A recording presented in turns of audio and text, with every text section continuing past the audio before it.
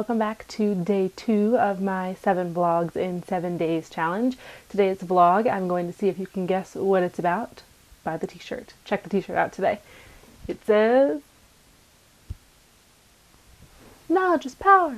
Schoolhouse Rock. It is about school. I go back to work in 1 week. Students come back later in August, but teachers go back next week.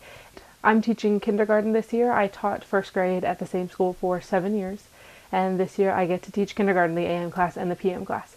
So today's vlog is actually going to be about some of my past stories about some students and things that happened. Some names have been changed, some voices have been changed, and I just hope that you kind of enjoy the stories that I've shared with my family and my friends over the past couple of years.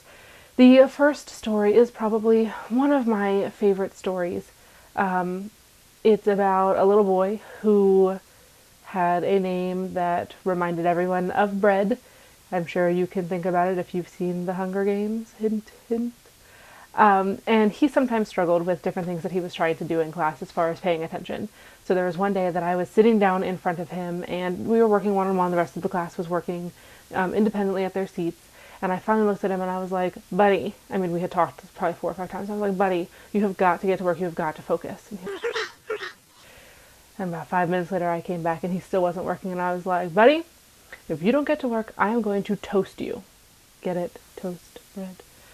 And so, you know, I kind of giggled to myself. A couple of the kids in class kind of giggled, you know, we moved on with our day. And all of a sudden, in the back of the class, you hear, I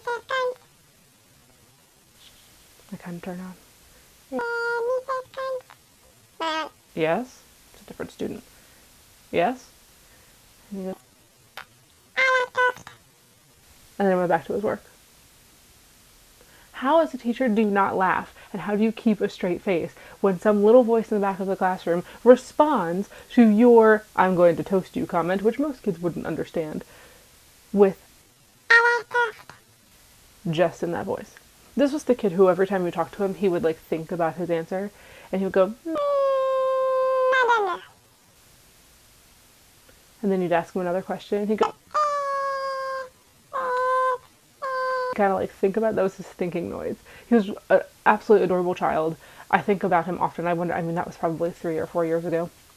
I now wonder, because they split school, so I now wonder where he is and what he's doing, and I hope he's doing well. Another one is actually a little boy came up to me one day. We were, it's always boys. Why is it always boys that have the funny stories? Again, working, I think they were doing some reflection writing, and he comes up to me and he was like, I know what happens when you die. Now, mind you, I'm pretty sure we had been reading like a 3 Little Pigs story, so I'm not really sure where this correlation came from, but we went with it. And I said, oh really? I said, did you want to talk about it? And he goes, yeah, I need to tell you. And I said, okay, what's up? And he goes, well, when you lie in your life, you get a black mark on your skull for every lie. Okay, now I'm like, goodness, where is this child going? So he goes, you get a black mark on your skull every time you lie, and then you die, and you go to heaven, and they go ahead and they count all the black marks on your skull. And if you have too many, you go to the place that burns your soul forever. And then he turned around and walked away. I'm not sure if that's awesome parenting or scary parenting or if I need to tell Ryder that, but I'll tell you, I remember those words forever. And he was totally serious. He came up, told me the story, turned around and walked away like nothing had happened. Creepy. Gotta love kids, right? The next story that I just thought was super interesting, it actually changed my teaching career from the moment it happened. I used to have deaf and hard of hearing students in my class, which meant that I had a general education classroom with deaf and hard of hearing students and an interpreter if that was necessary. Some of the deaf and hard of hearing students signed, which meant that they were using sign language, communicating through an interpreter who would communicate to me, and vice versa. Sometimes it was difficult. Well, this little boy, now mind you, first grade, one day he comes up to me and of course he's signing, so he signs my name, just Kearns. He signs my name. He just kind of says,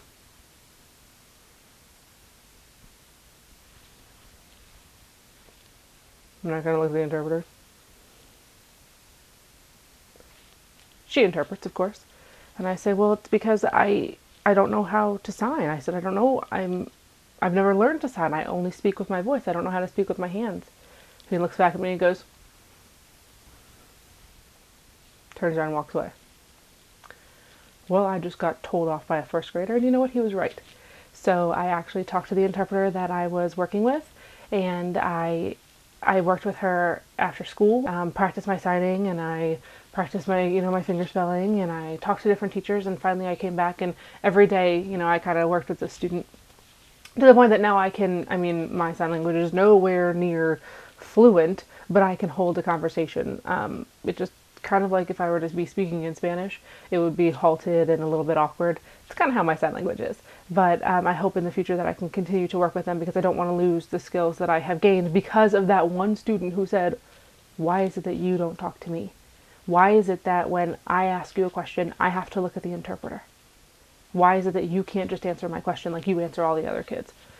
Well, I didn't have an answer. And if a teacher doesn't have an answer, they usually go and try and find one.